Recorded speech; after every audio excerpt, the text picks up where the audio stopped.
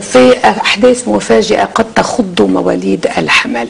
نص الأول من السنة في أفق شديدة، انقلابات طارئة لم يتوقعها هذا المولود، لأنه في كوكبين كبار مثل ما قلنا رح يلتقوا بين كانون الثاني وآذار ببرج الحمل ويواجهوا بالساتيرن، يعني في اتجاهات جديدة، تغييرات في العمل، استقالة من بعض الأماكن، ربما في عروض واهية. يجب أن ينتبه الحمل لكل ما يحدث معه في هذه الأوقات، مع أنه كمان عنده شفاء إذا كان مريض، وعنده زواج سعيد إذا كان بده يتزوج أو هو عازب. يلعب الأفراد والمؤسسات الأجنبية والحكومات الأجنبية دورا في مساره لمولود الحمل.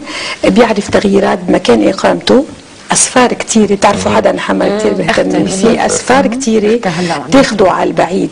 سنة بيطلع على سنة غير اعتيادية وغير أصلا هي سنة منها اعتيادية ما تقليدية، رح تشوف كلنا أنه عندنا شيء مش تقليدي مهما كان إيجابا أو سلبا. ايه في سنة مش تقليدية، يعني كل واحد رح يكون في مصير يتغير في هذه السنة اللي هي قد تشكل مفترق طريق عند بعد تغيري هذه.